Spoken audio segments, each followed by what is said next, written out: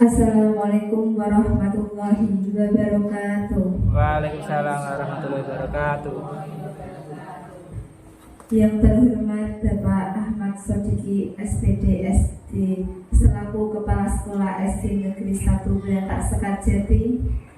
Yang saya hormati Bapak Ibu Guru SD Negeri 1 Berantak Sekajati.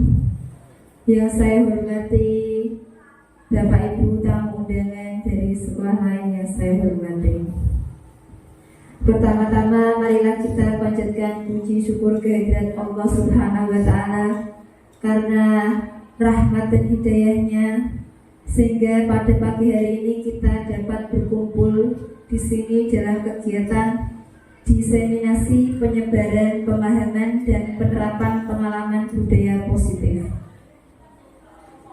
Sholawat serta salam tak lupa saya aturkan kepada junjungan kita Nabi besar Muhammad Sallallahu Alaihi Wasallam yang kita nantikan syafaatnya di hari akhir nanti. Saya akan membacakan susunan acara pada pagi hari ini. Acara yang pertama yaitu pembukaan. Acara yang kedua menyanyikan lagu Indonesia Raya dan Mars Jepara. Acara yang ketiga yaitu sambutan dari Bapak Kepala Sekolah SD Negeri 1 Berantak Sekajati. Dan yang keempat yaitu pemaparan materi tentang penyebaran pemahaman dan penerapan pengalaman budaya positif. Dan yang terakhir yaitu penutup. Menginjak acara yang pertama yaitu pembukaan. Mari kita buka acara diseminasi pada pagi hari ini dengan bacaan basmalah bersama-sama. Mari saya aturkan. Bismillahirrahmanirrahim. Acara yang kedua yaitu menyanyikan lagu Indonesia Raya dan Mars Jepara. Bapak Ibu Guru diperkenankan untuk berdiri.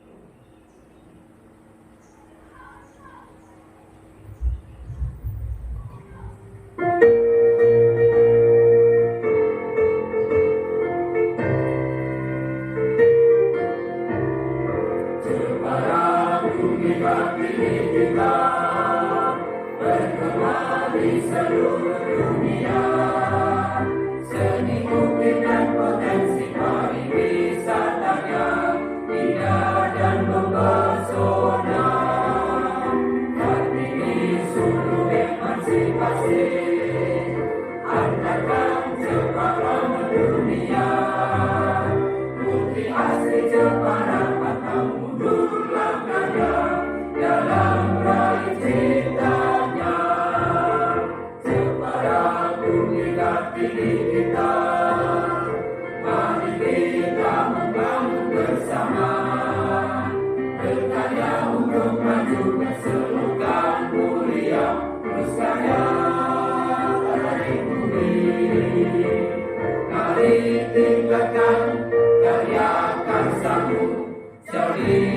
Jepara terus maju, wujud nyatakan pengabdianmu, jayalah Jeparaku. Mari bersama bergandeng tangan, kita bersatu bangun negeri. Satukan mata, bersatu padu, jayalah Jeparaku. Para hadirin dipersilakan duduk kembali.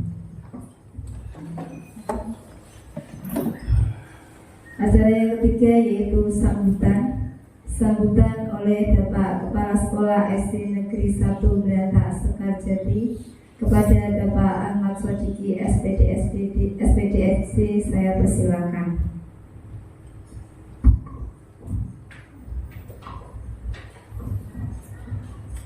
Assalamualaikum warahmatullahi wabarakatuh. Waalaikumsalam warahmatullahi wabarakatuh.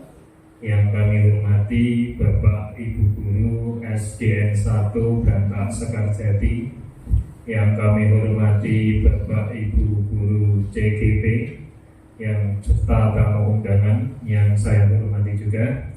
Pertama-tama marilah kita memanjatkan rasa syukur kehadirat Allah Subhanahu wa Ta'ala, yang mana pada pagi yang sangat cerah ini kita semua dapat berkumpul di sini dalam rangka diseminasi yang nanti akan disampaikan oleh Ibu Bapak dan Ibu Guru calon guru penggerak, dengan harapan acara nanti berjalan dengan lancar mulai awal hingga akhir, serta dapat bermanfaat bagi kita semua. Amin.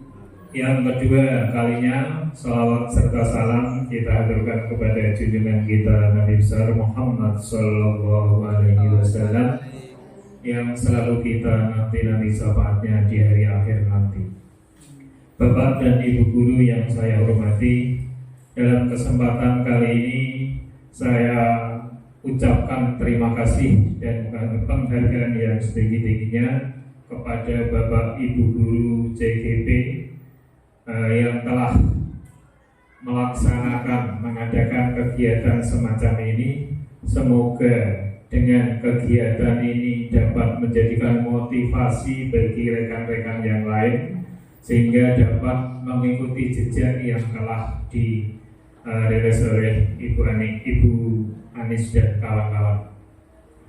Kemudian saya di sini selaku Kepala Sekolah SDN Berantak Sekarjati memberikan ruang, memberikan waktu yang seluas-luasnya kepada beliau-beliau untuk menyampaikan paparannya, untuk menyampaikan materi-materi nanti yang sekiranya itu nanti bisa diambil hikmah, bisa mengikuti jejak beliau-beliau ini. Karena apa? Karena berita yang kami dengar itu nanti CGP calon guru penggerak ini nanti diharapkan semua guru mengikutinya. Seperti halnya dulu itu guru itu hanya lulus SPG atau setingkat SLTA, kemudian ada kewajiban untuk D2, sehingga akhirnya S1 itu semua kewajiban. Kemungkinan hal ini nanti juga berlaku untuk guru-guru yang masih muda-muda ini, yang masih masa kerjanya masih panjang. Kemungkinan saja hal itu juga terjadi. Dulu itu untuk menjadi guru cukup seperti saya, cukup ijazah SMA, SLTA. Tapi itu untuk guru ada jurusan khusus yaitu SPD sudah bisa mengajar di kelas. Tapi untuk saat ini tuntutannya juga semakin tinggi, semakin banyak. Harus S1 kependidikan, kemudian juga harus memiliki sertifikat serdi mengikuti PPG. Nah, demikian juga untuk guru penggerak ini, mudah-mudahan Bapak dan Ibu guru di SDN Berantak 1 ini bisa mengikuti, bisa melaksanakan apa yang sudah menjadi ketentuan dari pemerintah. Jadi saya berharap harapan kami dengan kegiatan semacam ini bisa menambah wawasan, bisa menambah pengetahuan dengan tujuan untuk memajukan pendidikan anak-anak kita. Saya juga mengucapkan terima kasih sekali lagi untuk Bu Anis dan kawan-kawan dari CGB untuk menularkan ilmunya kepada teman-teman, sehingga teman-teman akan menambah wawasannya dalam menjalankan tugasnya sebagai pendidik. Demikian yang dapat saya sampaikan. Singkat saja, akhirul kalam. Wassalamualaikum warahmatullahi wabarakatuh. Waalaikumsalam warahmatullahi wabarakatuh.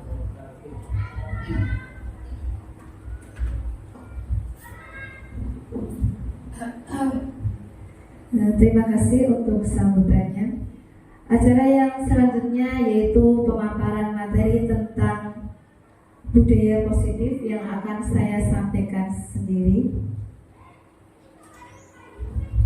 Sebelum saya mulai, saya mengucapkan terima kasih kepada Bapak Ibu Guru yang sudah meluangkan waktunya untuk mengikuti kegiatan diseminasi penyebaran pemahaman dan penerapan pengalaman budaya positif.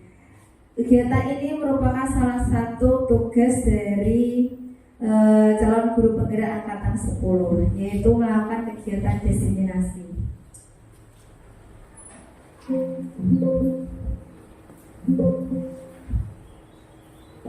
Perkenalkan diri. Jadi di sini dalam grup penggerak ada fasilitator yaitu Bu Lestari Kurniasi, kemudian pengajar praktiknya Bu Desi Rina Susanti, dan saya sendiri yaitu Anis Ramawati, calon guru penggerak angkatan 10. Jadi di sini saya bukan menjelaskan atau sebagai guru ya, kita belajar bersama-sama ya Bapak Ibu. Mari kita belajar bersama, berkolaborasi, saling mendukung demi mewujudkan budaya positif di sekolah yang kita cintai ini. Sebelum kegiatan dimulai, alangkah baiknya kita ice breaking dulu agar kita lebih semangat dalam mengikuti diseminasi. Siap Bapak Ibu? Ayo kita berdiri semua ini. Nanti kita ikuti gerak lagu dalam video tersebut.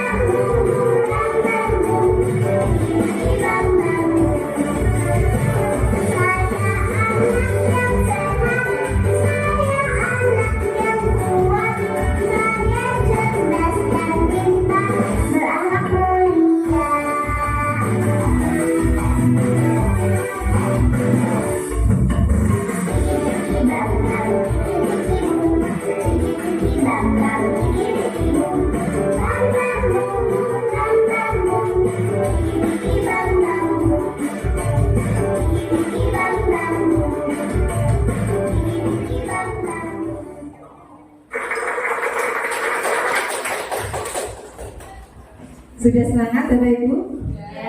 Siap ya. Sebelum kita mulai, saya mempunyai beberapa pertanyaan. Jadi nanti menurut Bapak Ibu Guru apakah sudah tepat atau belum? Yang pertama, hukuman dapat mendisiplinkan anak. Gimana? Setuju Bapak Ibu? Bu Lydia setuju? Setuju. Kemudian yang kedua, pemberian hukuman dengan hal positif seperti membaca atau membersihkan halaman sekolah dapat meningkatkan disiplin anak. Bagaimana untuk kalimat kedua? Setuju? Bu Vita setuju? Setuju. Yang ketiga, memberi penghargaan dapat meningkatkan motivasi belajar anak. Setuju Bapak Ibu? Setuju. Berarti ini semuanya setuju ya. Nanti kita akan cari tahu apakah jawaban setuju itu sudah tepat atau belum. Nanti kita akan cari tahu selanjutnya. Jadi di sini saya akan menjelaskan tentang budaya positif. Bapak Ibu Guru ada yang tahu budaya positif itu apa? Aku? Budaya positif? Tidak tahu. Pak Aris mungkin? Mungkin contohnya Pak Aris boleh. Contoh Pak. Contohnya Contoh. budaya positif. Budaya Ya, positif. menurut saya budaya positif ya perilaku atau kebiasaan yang menimbulkan memunculkan akhlak yang baik. Berarti kegiatan yang memunculkan akhlak yang baik. Mungkin ada lagi budaya positif itu apa? Sudah cukup? Ya. Iya Pak. Budaya positif itu kegiatan yang positif atau kegiatan-kegiatan kebiasaan yang baik dilakukan di sekolah. Ini budaya positif di sekolah adalah nilai-nilai kebiasaan di sekolah yang berpihak pada murid agar mereka dapat berkembang menjadi pribadi yang kritis, penuh hormat, dan bertanggung jawab sesuai dengan profil pelajar Pancasila, sesuai dengan kurikulum kita ya, kurikulum Merdeka, yaitu menerapkan dimensi profil pelajar Pancasila. Jadi di sini nanti akan saya jelaskan beberapa poin. Yang pertama yaitu perubahan paradigma belajar, disiplin positif, nilai-nilai kebajikan, motivasi perilaku manusia, keyakinan kelas, kebutuhan dasar manusia, posisi kontrol, dan yang terakhir yaitu segitiga restitusi. Yang pertama yaitu perubahan paradigma belajar. Untuk perubahan paradigma belajar yang sekarang sama belajar yang dulu, apakah sama Bapak Ibu? Sama apa beda? Beda. Coba kita cari tahu perubahan paradigma belajar. Apa itu perubahan paradigma belajar? Yaitu merupakan pergeseran antara stimulus respon menjadi teori kontrol, di mana pembelajaran dirancang berdasarkan pembelajaran yang berpihak pada murid dan berdiferensiasi. Jadi murid itu akan belajar sesuai dengan kebutuhan dari tahap perkembangannya untuk menjadi manusia yang meraih keselamatan dan kebahagiaan yang setinggi-tingginya di masa depan nanti. Jadi pembelajarannya itu berpihak pada murid Bapak Ibu. Nah, di sini saya mempunyai kegiatan namanya cobalah buka. Bagaimana caranya? Coba sekarang Bapak Ibu Guru bisa dengan sebelahnya atau mungkin dengan depan belakangnya. Salah satu tangannya menggenggam. Anggap saja Bapak Ibu Guru itu menyimpan sesuatu yang paling berharga di genggaman tersebut. Kemudian guru yang lainnya yang sebelahnya berusaha untuk membukanya. Bisa pakai dengan kata-kata, atau mungkin dengan bujukan, digoda, atau mungkin disogok pakai uang, atau dibelikan jajan. Coba, apakah teman kalian nanti membuka tangan atau tidak? Coba sekarang Bapak Ibu Guru bisa dipraktekkan. Nanti dibujuk. Itu Bujuknya bebas, bisa pakai halusan, kekerasan, atau mungkin disogok, beli jajan, atau kasih uang, atau dikasih cincin.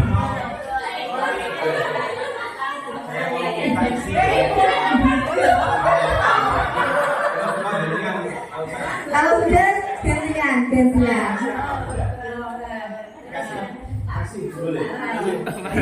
Malah digendong. Kalau sudah bisa gantian. Ojo digendong.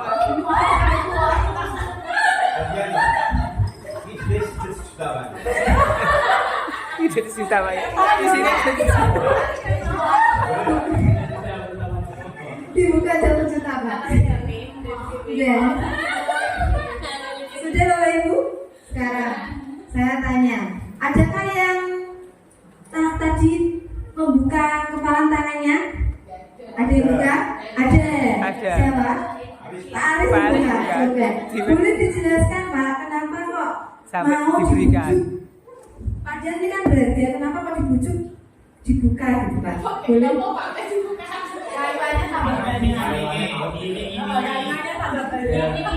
Nggak maksud jatuh.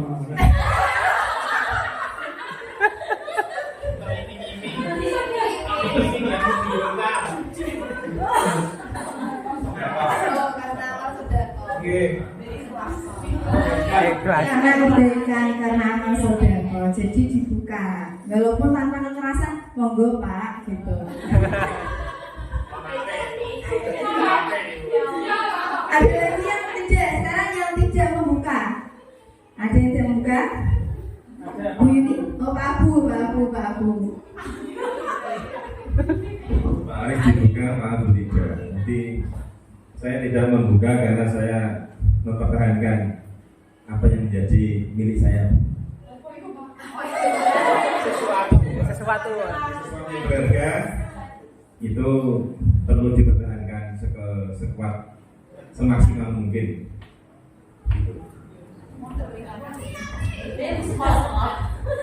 Berarti Pak Abu modelnya betul, pokoknya ini dipertahankan. Tuh. Dari kegiatan tersebut, yang sesungguhnya yang memegang kontrol untuk membuka atau menutup itu siapa ya Bapak Ibu? Yang memegang kontrol, yang punya sesuatu itu berarti diri kita sendiri yang bisa membuka atau menutup sesuatu yang ada di genggaman kita. Artinya apa? Jadi bertahan dalam rangka mengepang sesuatu yang berharga dan penting itu dikarenakan sesuatu yang penting atau berharga tersebut akan digunakan sebagai kekuatan diri kita sendiri dan nantinya akan dijadikan sebagai budaya positif untuk dikembangkan di lingkungan sekitar. Itu tadi makna dari kepalan tangan kita, ada yang membuka ataupun yang menutup. Ini perubahan paradigma teori kontrol menurut William Glasser. Kalau dulu itu ini dulu ya, meluruskan beberapa miskonsepsi tentang makna kontrol. Miskonsepsi berarti kurang tepat seperti itu. Yang pertama, guru mengontrol murid. Yang kedua, kritik dan membuat orang merasa bersalah dapat menguatkan karakter. Yang ketiga, semua penguatan positif efektif dan bermanfaat. Dan yang terakhir yaitu orang dewasa memiliki hak untuk memaksa. Ini perubahan paradigma teori kontrol. Kemudian dari tersebut ada beberapa perubahan. Tadi kan miskonsepsi, kurang tepat. Ada perubahan. Kalau yang dulu itu responnya itu realitas kita sama, kebutuhan kita sama. Kalau teori kontrol itu kebutuhan kita itu berbeda. Setiap orang itu memiliki kebutuhan yang berbeda-beda. Kalau dulu semua orang melihat hal yang sama, teori kontrolnya setiap orang memiliki gambaran yang berbeda. Dulu kita mencoba mengubah orang agar berpandangan sama dengan kita. Teori kontrolnya kita berusaha memahami pandangan orang lain tentang dunia. Perilaku buruk dilihat sebagai suatu kesalahan. Teori kontrolnya semua perilaku memiliki tujuan. Orang lain bisa mengontrol saya. Seperti tadi, teori kontrolnya hanya Anda yang bisa mengontrol diri Anda sendiri. Saya bisa mengontrol orang lain. Teori kontrolnya Anda tidak bisa mengontrol orang lain. Pemaksaan ada pada saat bujukan gagal. Teori kontrolnya kolaborasi dan konsensus menciptakan pilihan-pilihan baru. Dan yang terakhir, model berpikir menang atau kalah. Teori kontrolnya metode berpikir menang dan menang. Itu teori kontrolnya. Jadi ada perubahan dari stimulus respon menjadi teori kontrol. Yang selanjutnya yaitu tentang disiplin positif. Disiplin positif, ada yang tahu disiplin positif itu apa? Kalau tadi budaya positif, sekarang disiplin positif. Bu Nida mungkin tahu disiplin positif. Disiplin dari disiplin sendiri. Disiplin itu apa ya?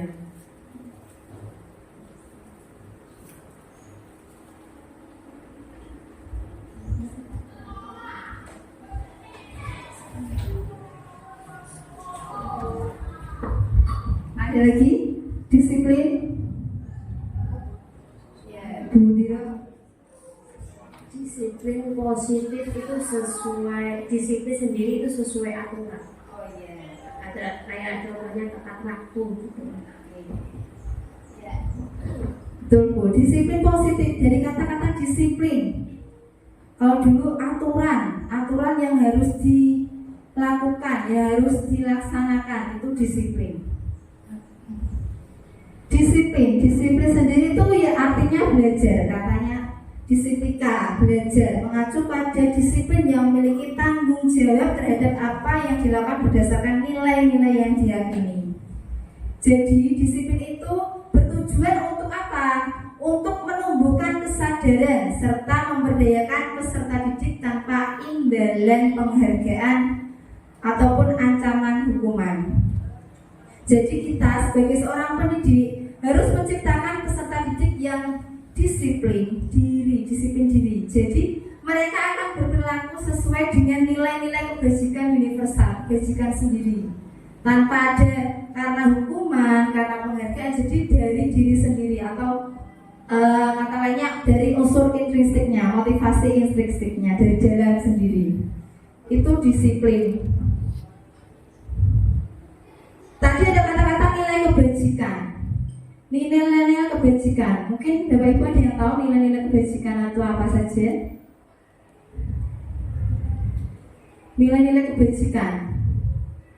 Nih, nilai-nilai kebajikan. Apa itu nilai-nilai kebajikan?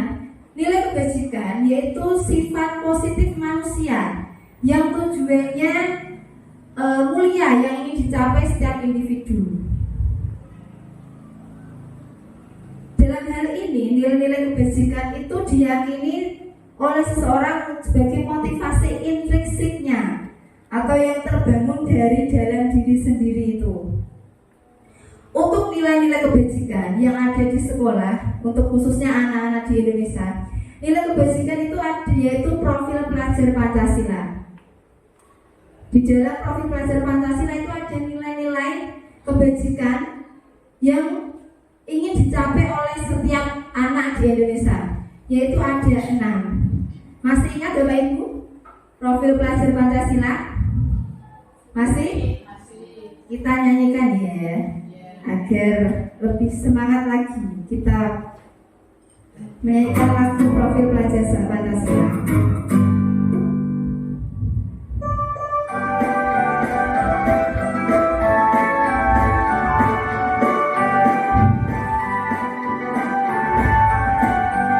Belajar Pancasila, beriman dan bertakwa pada Tuhan yang Esa dan berakhlak mulia, berkebinekaan global, gotong royong mandiri, kreatif dan bernalar kritis. Belajar Pancasila, beriman dan bertakwa pada Tuhan yang Esa dan berakhlak mulia, berkebinekaan global, gotong royong mandiri, kreatif dan bernalar kritis.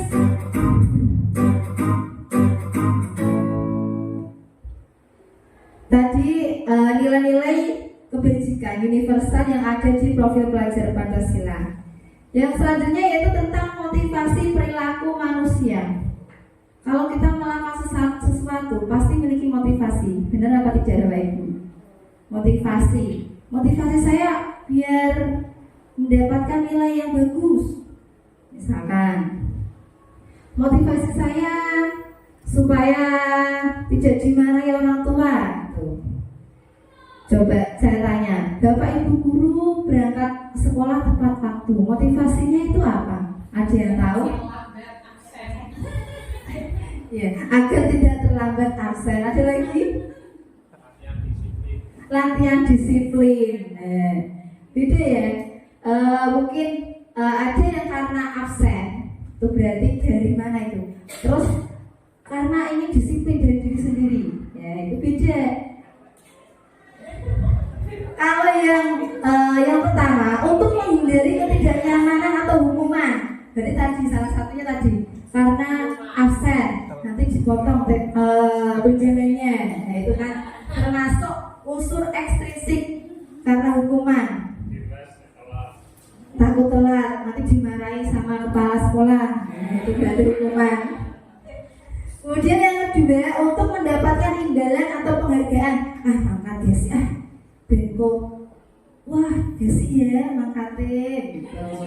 Benji dapat dipuji-puji oleh temannya. Itu berarti karena penghargaan, unsur ekstrinsiknya dari luar. Terus yang ketiga untuk menjadi orang yang mereka inginkan dan menghargai diri sendiri. Tadi yang sudah disampaikan Pak Ahmad Sodiki, karena ingin disiplin. Berarti dari diri sendiri, dari unsur intrinsiknya sendiri. Ini merupakan motivasi yang paling tinggi unsur intrinsik itu kan, yaitu dari diri sendiri.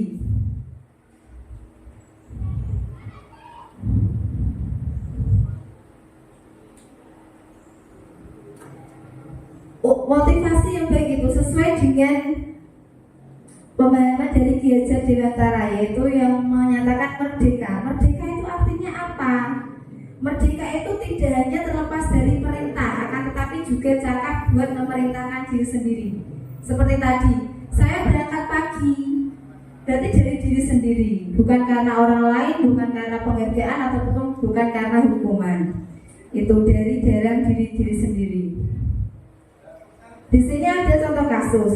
Iva kurang menguasai pelajaran matematika, sehingga pada saat pelajaran tersebut ia lebih banyak berdiam diri atau menggambar di buku pelajarannya. Pada saat guru matematikanya Pak Seno menanyakan pertanyaan, Iva menjadi gugup dan tak sengaja menjatuhkan tasnya dari kursi, serta tiba-tiba menjadi gagap pada saat berupaya menjawab. Seluruh kelas pun tertawa melihat perilaku Iva yang bicara tergagap dan terkejut tersebut. Pak Seno pada saat itu membiarkan teman-teman Iva menertawakan Iva yang tergagap dan malu luar biasa, dan malahan minta Iva untuk maju ke depan dan berdiri di depan kelas sambil menunjuk hidungnya karena tidak bisa menjawab pertanyaan Pak Seno. Kelas makin gaduh dan anak-anak pun tertawa melihat Iva di depan kelas masing-masing. Coba sekarang saya tanya, apakah Bapak Ibu guru setuju dengan tindakan Pak Seno terhadap Iva? Setuju? Setuju Pak Abu? Tidak. Kenapa Pak Abu?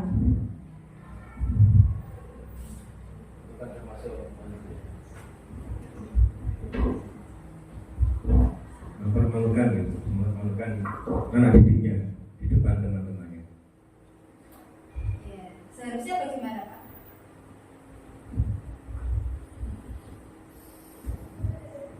Seharusnya tindakan yang dilakukan Pak Seno terhadap Eva yang tidak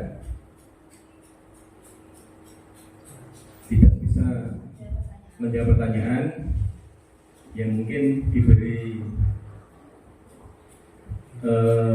pertanyaan yang lain agar kira-kira si Eva itu bisa menjawab pertanyaan lagi.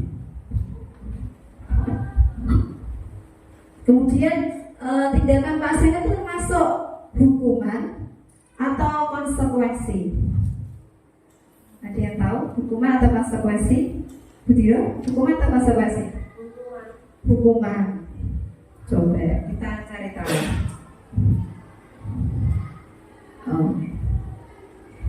Jadi dalam kegiatan ini Pak Seno kan memarahi Iva di depan teman-temannya. Benar yang dikatakan sama tadi Pak Abu, itu kurang tepat. Terus itu termasuk hukuman atau konsekuensi? Itu termasuk hukuman. Ya. Sekarang kita coba ini tentukan apakah itu hukuman atau konsekuensi. Yang pertama, mencatat 100 kali di dalam buku kalimat saya tidak akan terlambat lagi karena terlambat ke sekolah. Coba ini termasuk hukuman atau konsekuensi? Hukuman. Lari mengelilingi lapangan basket 2 kali karena terlambat hadir di sekolah. Hukuman. Murid diminta untuk push up 15 kali karena tidak menggunakan masker ke sekolah. Hukuman. Menggantikan kertas tugas teman yang telah dicoret-coret. Konsekuensi. Membersihkan tumpahan air di meja tulis karena tersenggol pada saat belajar. Konsekuensi. Murid disuruh untuk tidak mengenakan sepatu seharian di sekolah karena tidak mengenakan sepatu hitam. Hukuman. Lari mengelilingi lapangan basket 2 kali karena terlambat 10 menit untuk pelajaran PJOK. Konsekuensi. Hukuman, konsekuensi, hukuman, konsekuensi. Benar semua, berarti Bapak Ibu sudah bisa membedakan mana yang termasuk hukuman, mana yang termasuk konsekuensi. Nih, perbedaan antara hukuman dan konsekuensi. Kalau hukuman itu menyakitkan, kalau konsekuensi itu harus terjadi. Kemudian kalau hukuman itu membuat anak sakit dalam waktu yang panjang, sedangkan konsekuensi membuat anak merasa tidak nyaman. Hukuman anak membenci kedisiplinan karena paksaan, mendorong anak menyakiti diri sendiri, konsep diri yang buruk. Anak belajar menyembunyikan kesalahan, marah, bersalah. Sedangkan kalau konsekuensi, anak akan menghargai disiplin, stimulus tanggapan, mendorong anak mudah menyesuaikan diri, konsep diri yang baik, belajar mematuhi peraturan dan kehilangan hak, dibuat tidak nyaman, diasingkan untuk sementara. Jadi antara hukuman dan konsekuensi itu beda.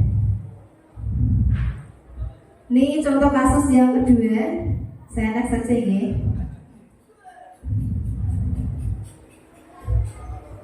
Yang selanjutnya yaitu tentang keyakinan kelas. Sekarang saya mau bertanya, Bapak Ibu, apakah di kelasnya sudah pernah atau sudah membuat keyakinan kelas? Ada yang sudah membuat keyakinan kelas? Budia sudah membuat?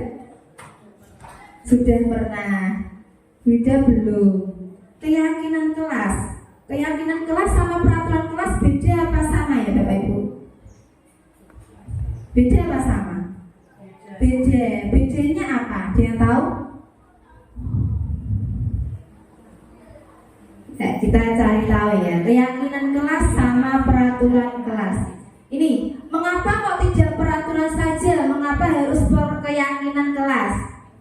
Ini contohnya, mengapa kita memiliki peraturan harus menggunakan helm bila mengendarai kendaraan roda 2? Kenapa Bu Vita kalau ke sekolah itu memakai helm? Boleh tahu kenapa?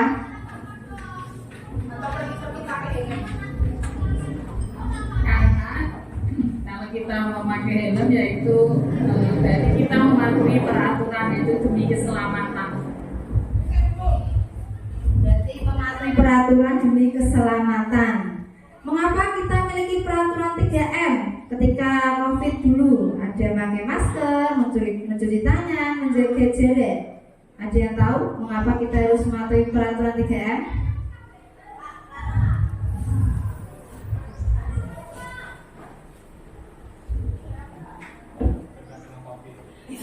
Mematuhi peraturan supaya kita terhindar dari yang namanya wabah COVID. Mematuhi peraturan ya. Kalau tidak ada aturan berarti tidak dilaksanakan. Mengapa kita memiliki peraturan harus datang tepat waktu saat mengikuti pelatihan atau ke sekolah? Tadi sudah dijawab. Karena ada absen nanti telat. Itu. Ini mengapa peraturan? Mengapa tidak harus keyakinan? Jadi Untuk mendukung motivasi intrinsik, kembali ke nilai-nilai atau keyakinan yang lebih menggerakkan seseorang dibandingkan mengikuti serangkaian peraturan. Kalau keyakinan itu dari diri sendiri, kalau peraturan berarti kan lebih cenderung terpaksa seperti itu. Ini langkah-langkah dalam pembuatan keyakinan. Ini pembentukan keyakinan di sekolah. Bedanya apa sama peraturan? Kalau keyakinan kelas itu sifatnya abstrak, lebih rinci dan konkret. Kemudian berupa pernyataan-pernyataan universal. Jadi tidak ada kata-kata dilarang, jangan, itu tidak ada. Kata-kata negatif itu tidak ada. Misalkan hadir tepat waktu, jangan terlambat ke sekolah. Itu kalau jangan itu berarti peraturan. Kalau datang tepat waktu itu namanya keyakinan. Keyakinan senantiasa dibuat dalam bentuk positif. Kemudian tidak terlalu banyak sehingga mudah diingat, dapat diterapkan di lingkungan kelas ataupun sekolah. Semua warga kelas dapat berkontribusi dalam pembuatan keyakinan kelas. Bisa melalui post-it seperti pada gambar di samping itu melalui post-it, bisa langsung diutarakan secara langsung. Kemudian yang terakhir yaitu meninjau kembali keyakinan kelas dari waktu ke waktu. Kemarin Bu Dia saat membuat keyakinan kelas, apakah seperti ini Bu? Anak dilibatkan dalam pembuatan?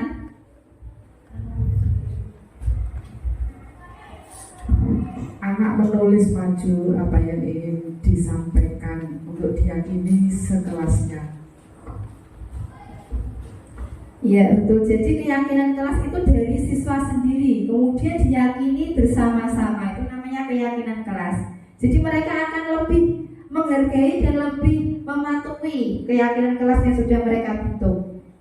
Ini perbedaannya, peraturan sama keyakinan. Kata-katanya dilarang, kalau dilarang mengganggu orang lain, kata-kata dilarang itu kan konotasinya negatif. Kalau keyakinan kelas diganti menghormati orang lain, seperti itu. Ini contoh-contohnya. Ini contoh keyakinan kelas. Ada yang kelas 1, kelas 3, ada yang kelas 7 SMP. Kemudian yang selanjutnya yaitu tentang kebutuhan dasar manusia. Untuk kebutuhan dasar, kebutuhan manusia itu sama apa berbeda ya Bapak Ibu? Sama apa beda? Beda. Kebutuhan setiap orang itu pasti berbeda-beda. Kebutuhan setiap anak itu juga berbeda-beda. Apa saja kebutuhannya? Nih, kebutuhan itu ada 5. Kebutuhan dasar ada 5. Yang pertama yaitu kebutuhan bertahan hidup. Kebutuhan bertahan hidup itu meliputi, misalkan manusia membutuhkan makanan, membutuhkan tempat tinggal, membutuhkan pakaian. Itu termasuk untuk kebutuhan bertahan hidup yang primer. Terus yang kedua ada penguasaan atau kebutuhan pengakuan atas kemampuan. Misalkan ingin dianggap berharga, ingin diakui atas prestasinya, itu berarti penguasaan. Kemudian yang ketiga karena kesenangan, ingin mencari kesenangan. Oh, saya melakukan ini karena saya senang, itu berarti kebutuhan dasarnya kesenangan. Dan yang keempat itu karena kasih sayang dan rasa diterima, karena ingin disayangi oleh orang-orang di sekitarnya, makanya dia melakukan hal tersebut. Yang kelima yaitu kebebasan. Anak biasanya sangat dikekang itu justru malah memberontak. Jadi anak itu membutuhkan kebebasan. Itu 5 kebutuhan dasar manusia. Contoh kasus saya bacakan ya Bapak Ibu. Ibu Ambar, guru wali kelas 2A di SD Pelita Hati, sedang bingung menghadapi ulah salah satu murid di kelasnya, Doni. Beberapa anak di kelas 2 telah datang padanya dan mengeluhkan Doni yang seringkali meminta bekal makan siang mereka dengan paksa. Jika Anda menghadapi situasi seperti Doni, seperti Ibu Ambar, apa yang akan Anda lakukan? Menurut Anda kira-kira apa alasannya? Ini Doni ya. Yang pertama, Doni lapar dan orang tuanya tidak membawakan bekal makanan siang. Itu termasuk kebutuhan apa Bapak Ibu? Makan. Bertahan membantu. Alasan Doni mengambil bekal temannya karena senang temannya jadi memperhatikannya. Kebutuhan apa tadi? Ingin diperhatikan. Kesenangan, ingin diperhatikan. Terus Doni merasa hebat karena temannya jadi takut dengan dia. Apa tadi? Penguasaan. Doni merasa bosan dengan bekal makanan yang dibawakan ibunya. Bebas milih. Doni melakukannya karena iseng dan ingin menikmati ekspresi wajah teman-temannya. Kesenangannya kok ada dua? Coba kita cek. Oh, yang kedua tadi kasih sayang atau rasa diterima. Posisi kontrol guru. Sini saya akan menampilkan video. Perhatikan ini ada 5 posisi kontrol guru. Jadi nanti bedanya apa?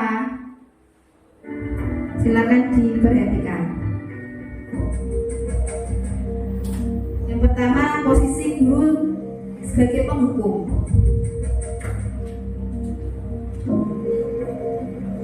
Naren, sini kamu. Selamat pagi, Bu. Selalu terlambat. Kamu deh, pasti terlambat. Maaf, Bu. Saya Apa? Apa coba? Alasan kamu apa lagi? Kapan sih kamu tidak terlambat? Malas sekali ya kamu jadi anak. saya Dasar pemalas.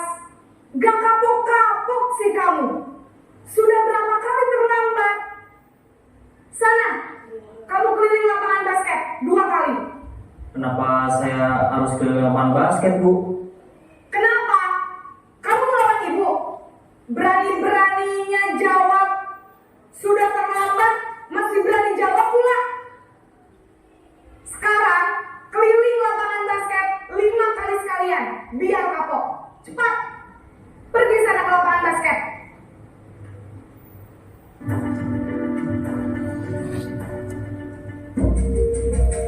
Posisi kedua yaitu merasa bersalah. Membuat rasa bersalah. Naren!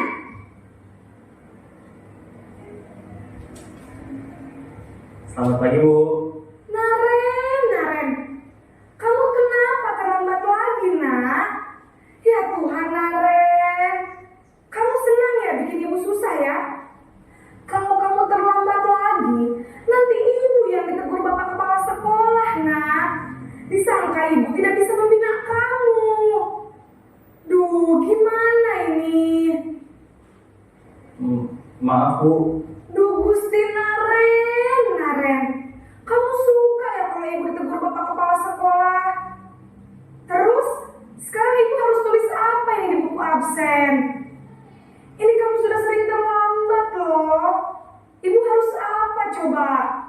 Maaf, Bu. Maaf sekali.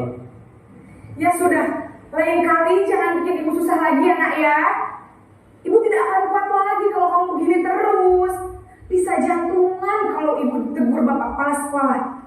Sana cepat ke kelas. Maaf ya, Bu. Maaf sekali.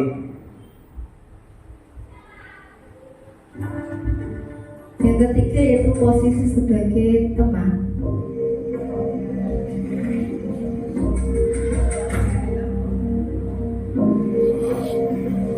Naren!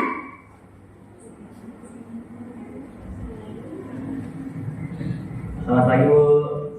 Wah, sudah jam berapa ini nak? Terlambat lagi ya sayang.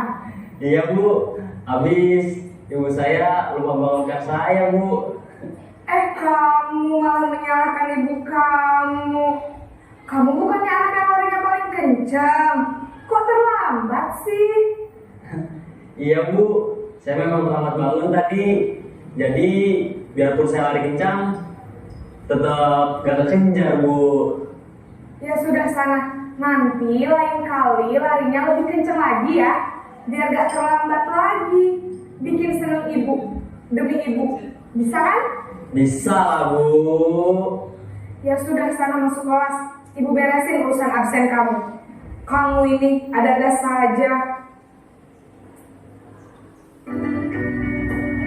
posisi yang tepat sebagai pemantau atau mengawasi.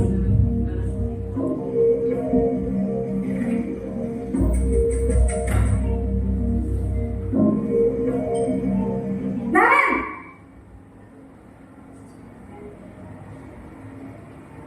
Selamat pagi Bu. Naren, apa peraturan sekolah kita tentang jam berapa kita harus masuk sekolah, Nak?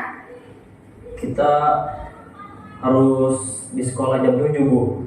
Iya betul, sekarang sudah jam 7.20. Naren sudah tahu konsekuensinya jika terlambat hadir. Paham Bu, saya harus tinggal kelas pas jam istirahat selama 20 menit. Iya benar, konsekuensinya demikian. Jadi nanti jam 9.30 pas istirahat, kamu harus tinggal di kelas, kerjakan tugas tambahan untuk ketertinggalan kamu, ya? Baik Bu. Dan yang terakhir yaitu posisi sebagai manajer.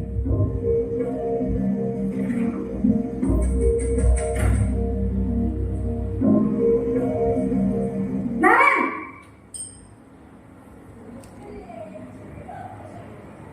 Selamat pagi Bu. selamat pagi Naren. Maaf Bu, saya terlambat. Iya, sekolah masuknya jam 7, sekarang sudah jam 7.20. Jadi sekarang bagaimana ini Naren? Maaf Bu, saya lupa setel alarm saya semalam. Baiklah, menurut kamu, keyakinan sekolah yang mana yang perlu kamu tingkatkan? Menghargai diri sendiri dan orang lain mungkin ya Bu. Setuju. Jadi, apakah Naren meyakini prinsip saling menghormati tersebut? Iya Bu, saya meyakininya. Apakah Naren bersedia memperbaiki masalah keterlambatan ini? Bersedia Bu. Bagaimana kamu akan perbaiki masalah keterlambatan ini? Saya akan coba untuk tidak lupa menyetel alarm saya Bu. Baik, kalau Naren lupa menyetel alarm di rumah, ada orang yang kira-kira bisa bantu mengingatkan tidak? Ada Bu, kakak saya, Kak Emma. Ada lagi selain Kak Emma? Selain Kak Emma, ada ibu saya. Baik, jadi yang mengingatkan Naren adalah Kak Emma dan ibu kamu ya? Kira-kira akan mulai set alarm kapan nih Naren? Setelah pulang sekolah, akan segera saya lakukan. Baik, jadi Naren akan setel alarm untuk bangun besok pagi dan akan diingatkan oleh kakak dan ibunda Naren ya. Ada lagi yang mungkin perlu dilakukan Naren agar tidak terlambat bangun lagi? Tidak ada Bu. Baik Naren, terima kasih untuk kerjasama kamu. Sekarang kamu perlu kembali ke kelas untuk belajar. Baik Bu, terima kasih. Ya, itu tadi 5 posisi kontrol seorang guru. Yang pertama yaitu penghukum, membuat rasa bersalah, teman, pemantau, dan manajer. Bapak Ibu guru sudah bisa membedakan dari masing-masing posisi tersebut? Bisa. Kalau penghukum biasanya suaranya lebih tinggi. Kalau membuat rasa bersalah berarti gurunya memelas, halus, lembut, biar si anak itu merasa bersalah dan tidak mengulangi lagi. Yang ketiga sebagai teman, jadi suaranya ya seakrab, ramah seperti teman tersebut.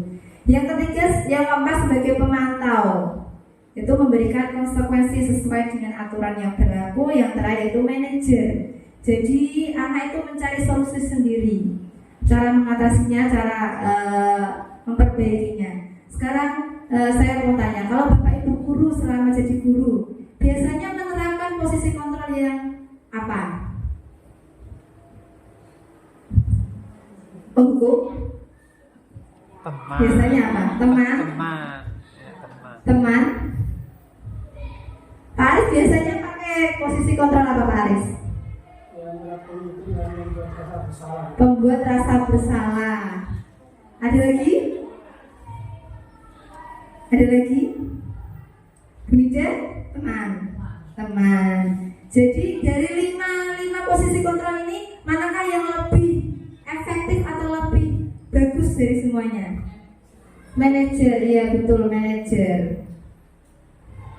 Ini perbedaannya ya, ini perbedaan antara penghukum, membuat merasa bersalah, teman, pemantau, dan manajer. Sekarang ada beberapa pertanyaan ini termasuk apa? Saya kecewa sekali dengan kamu. Posisi kontrol apa?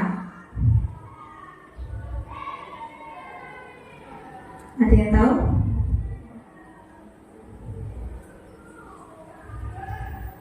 Menghukum, merasa bersalah, merasa bersalah. Kamu tidak pernah benar melakukannya. Hukuman. Ayolah lakukan demi ibu atau bapak. Memelas sebagai teman. Apakah kamu mau mendapatkan stiker bintang hari ini?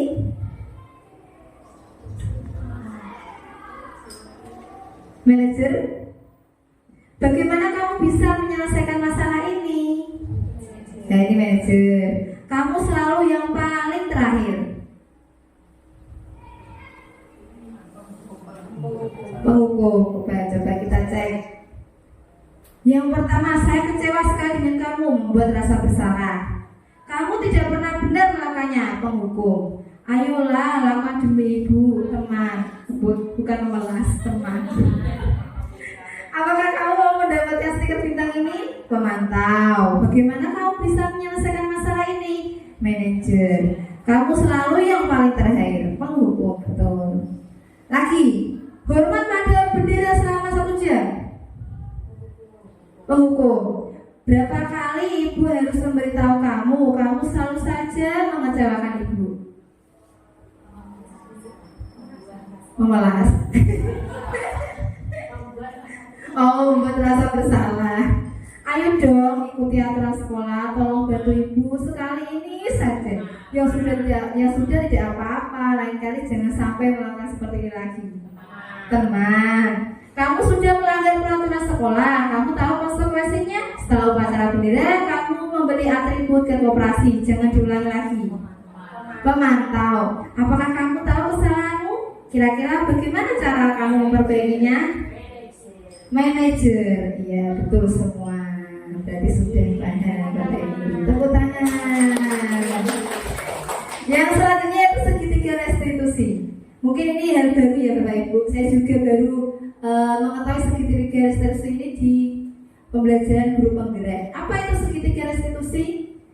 Segitiga restitusi atau restitusi sendiri yaitu menciptakan kondisi murid dan untuk memperbaiki kesalahan mereka sehingga mereka kembali pada kelompok mereka dengan karakter yang kuat. Restitusi ini merupakan kolaborasi yang mengajarkan murid untuk mencari solusi untuk masalah mereka sendiri.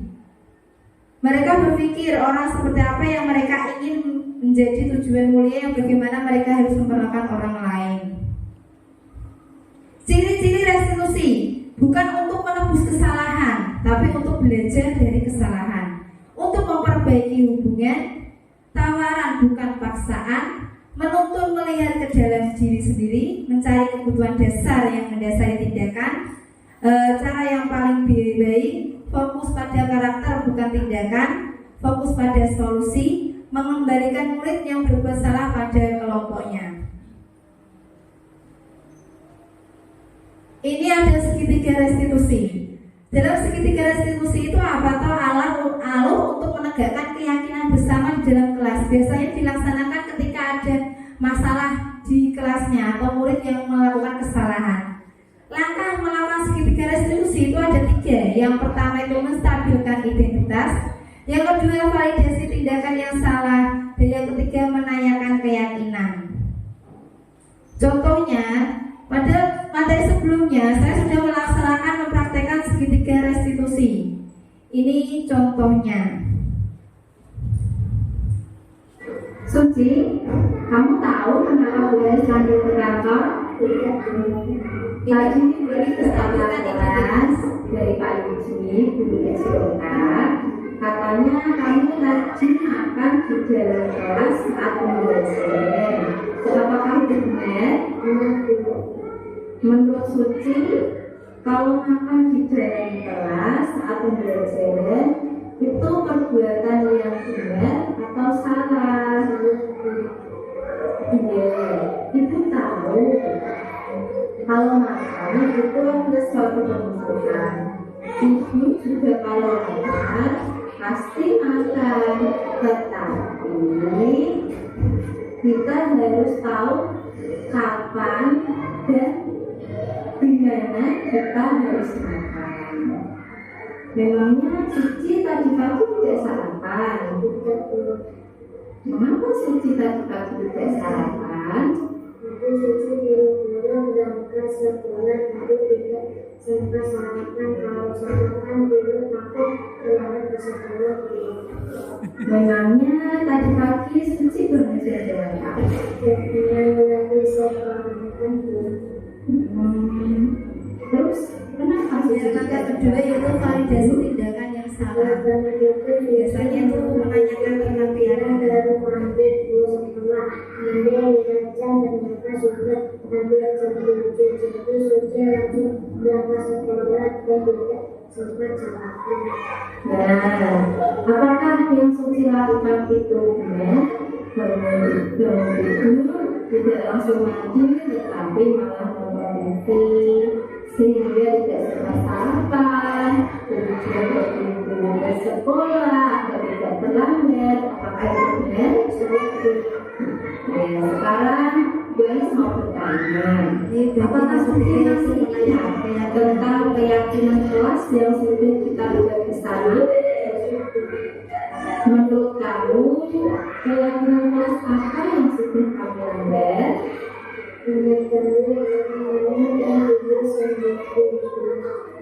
Oh iya, menurut kamu kalau makan di kelas saat pembelajaran, apakah sudah menghargai orang lain dan diri sendiri? Nah, di sini Bu Anis tidak mencari siapa yang benar atau yang salah. Tapi, mari kita bersama-sama mencari solusi agar Suci tidak meninggalkan di dalam kelas saat belajar.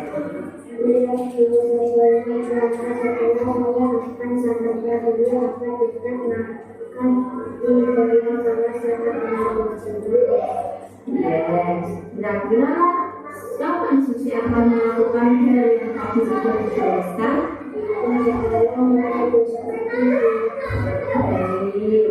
Baris bersaudara agar kedepannya Suci bisa memilih nomor 3 serta berusaha melaksanakan keyakinan kelas yang sudah kita bahas. Oke Suci, silakan kembali ke kelas. Ya, itu tadi contoh penerapan segitiga restitusi menghadapi permasalahan di kelas ya, yaitu menstabilkan identitas, validasi tindakan yang salah dan menanyakan keyakinan.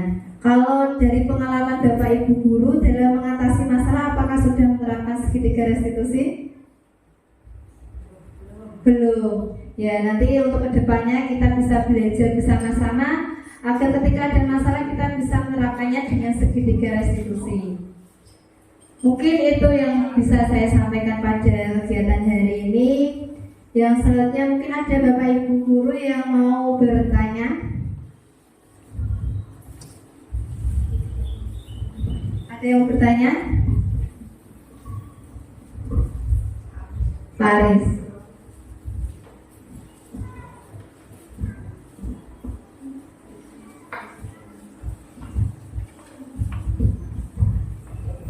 Terima kasih Bu Anis. Saya akan menanyakan apakah sistem lewat bisa membuat anak menjadi disiplin.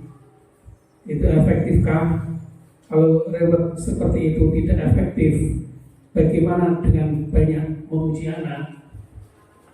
Bisa berhasilkah? Itu pertanyaannya. Terima kasih.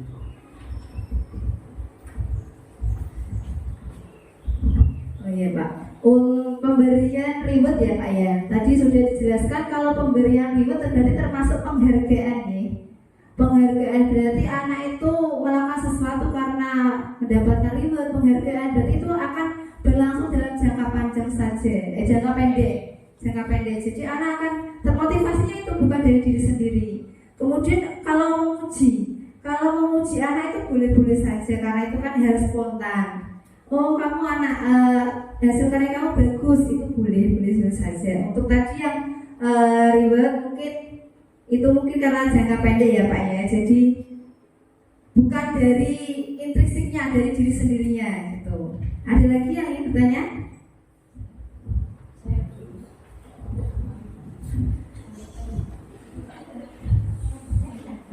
Pertanyaan saya, kadang sebagai guru di dalam kelas kita terpancing emosi pas anak melanggar aturan.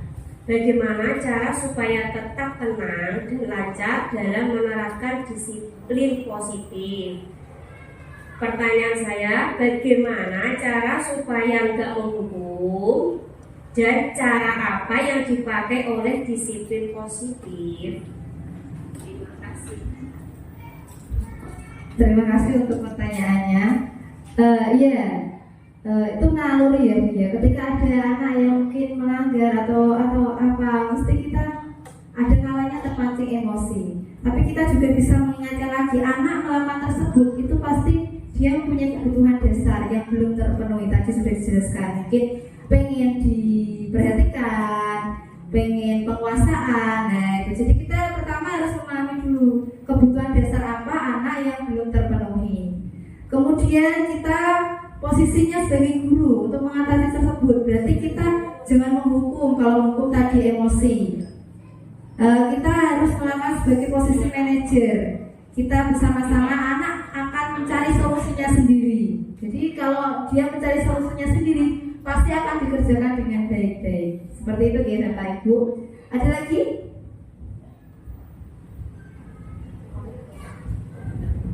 Saya mau bertanya ya kepada Bu Anis, bagaimana cara mewujudkan sebuah keyakinan kelas yang efektif? Itu saja singkat. Cara Mewujudkan sebuah keyakinan kelas. Mewujudkan keyakinan kelas yang efektif. Tadi sudah dijelaskan sama Bu Dia juga. Untuk membuat keyakinan kelas yang efektif itu harus dari anak sendiri. Jadi anak yang menciptakan apa keyakinan yang harus dia laksanakan. Kalau dia yang membuat, pasti dia akan yang lebih lebih mematuhi karena dia merasa yang membuat. Beda lagi kalau yang membuat itu sekolahan atau mungkin bapak ibu guru. Jadi dia, halah aku enggak pengen kok gitu. Kalau dari dia sendiri kan emang dari dirinya sendiri seperti itu. Oke. Dan yang terakhir yaitu kita melakukan refleksi. Coba bagaimana perasaan Bapak Ibu setelah mengikuti kegiatan diseminasi budaya positif ini? Mungkin dari Bu Dia bisa menyampaikan perasaannya.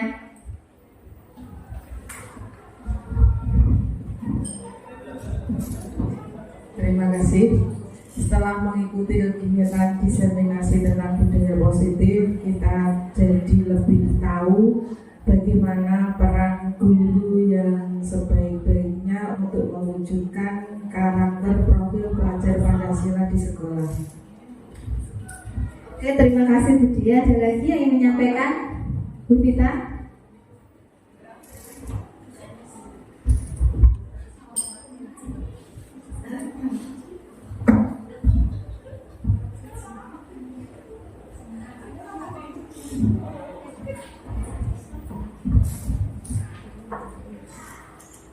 Perasaan saya sangat senang karena saya mengikuti diseminasi ini, saya mendapatkan ilmu yang belum pernah saya dapatkan. Terima kasih. Terima kasih Vita, terima kasih Bapak Ibu Guru yang sudah meluangkan waktu untuk melakukan kegiatan diseminasi ini. Mungkin sekian dari saya. Atas penyampaian ini, apabila ada kesalahan saya minta maaf. Saya tutup langsung ya Bapak Ibu. Semoga kegiatan ini bermanfaat bagi kita semua dalam kegiatan pembelajaran di kelas maupun di sekolah.